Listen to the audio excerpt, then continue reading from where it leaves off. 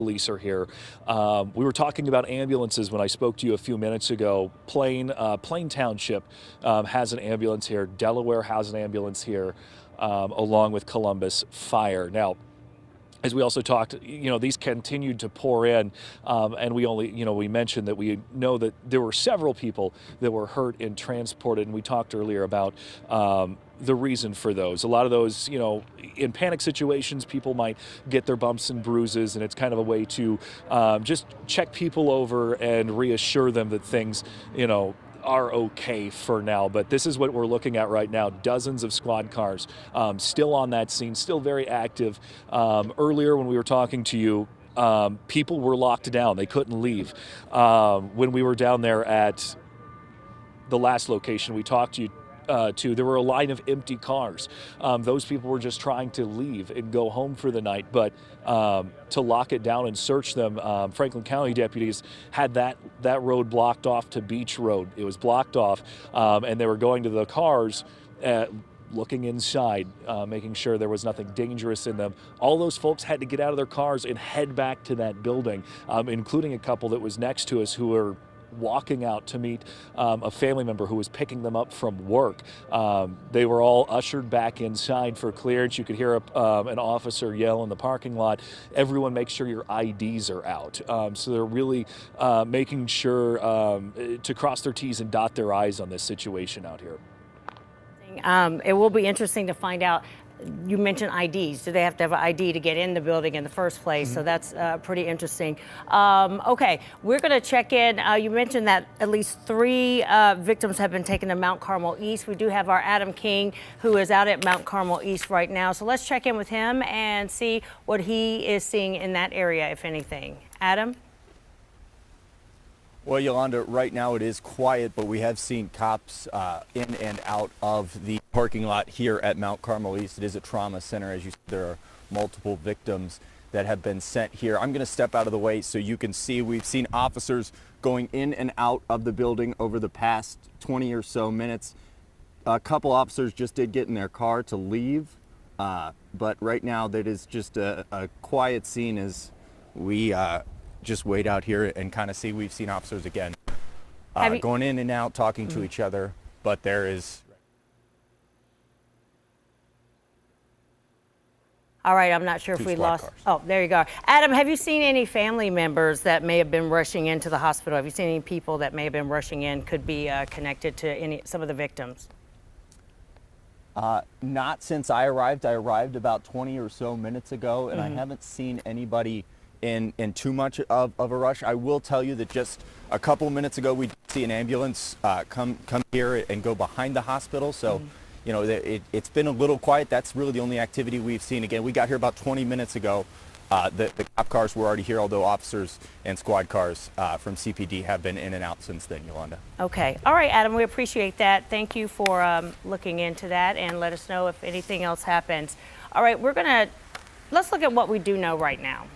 New Albany police saying that the suspect, they do have the suspect. That's what we're hearing from Colin's last report. At one point, we said that he may have left the scene, so that could have been why they were locking down the building, checking cars, making everybody go back in. So Colin was told by the New Albany Public Information Officer Josh Poland that at least one suspect has been found, so they do have someone in custody.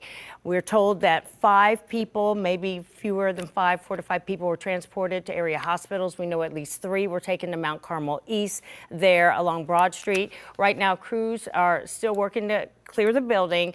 Employees are being let go because Colin said at his live shot where he was at the building, the cars that were waiting behind him, those have started to leave, so people are leaving. So we do know that at least one suspect is in custody. They have found one suspect. There are multiple victims out of this. We don't know if the suspect worked at KDC, but if it's a situation where they have to use their IDs to get in, that's something that we'll have to look into. They're telling me Colin Dorsey, we're going to send it back out to him, who is live at KDC, where police are still on the scene out there tonight. Colin? Yeah, Yolanda, before I point anything out, I do want to make a quick correction there to you, what you said.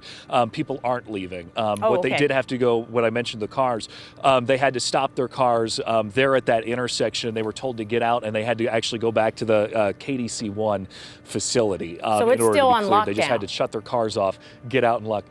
That is my understanding Okay. right now. Now, one thing, since I last talked to you, we have the Bureau of Criminal Investigations, the BCI truck that just rolled in, the crime scene unit truck. Now, you typically see them on big scenes, and the question, why does it take them so long to get here? Well, they're not based out of Columbus. They actually have to come all the way from London over in Madison County. So, anytime something like this happens over in this part of the far parts of Franklin County, or even here in Licking County, which I believe we're Licking County at this point, it takes them a good hour from the time they get that call. So let's kind of reiterate what we've talked about from Josh Poland, that we know at least one person. They know they have at least one shooter. Not a lot of details on that person's condition, and why we say at least one is because it was, as it was described to me, kind of a panic situation of, you hear those initial shots go off and people start running. So it gets very confusing on, are there multiple shooters? Is it just one? We don't know what kind of weapon was used in this. And as I had conveyed earlier, I was talking to a safety supervisor from one of the neighboring facilities about what goes through his mind in these things. And he was talking about that all of these plants have a weapons policy. You're not allowed to bring weapons into the facility. So he has the question of, how do you get that through, the front doors? How do you get that through security? Right. So there's still a lot of questions here of where did the shooter get in? How was this person an employee? We don't know that yet. It's still really early in the night. Things have kind of calmed down in terms of people coming and going, though. When we first got here around, I think we pulled up at 11:06 to kind of set that. So we've been here a little more than about an hour and a half now. And that's when we still saw a lot of police vehicles coming and going. That has slowed down for the most part. We do have a few more coming and going, but it's nowhere near the level that we saw about an hour and a half ago. Okay. So I would imagine, so they're keeping people, they're on lockdown, employees are still there on lockdown. They're likely getting interviews and talking to people now. So I don't know where this is going to go from now, from here, how long they're going to keep them or when the lockdown will be lifted. Any word on anyone speaking to the media, any officials coming out and speaking to the media to give an update? Right, nothing just yet. As I had mentioned, I had spoke with Josh Poland, who is the spokesperson for New Albany. No on-camera things right now. Of course, that could change. It's still really, from his perspective, still really early. We don't want to misspeak and get anything out there that shouldn't be. Right. So really just trying to make sure that we're getting the right information from police. So when he gets new things, he comes over, lets me know. But for right now, that's kind of where we're at. We're still in this really early stages of this, of just getting those little snippets that I can relay to you and the viewers at home.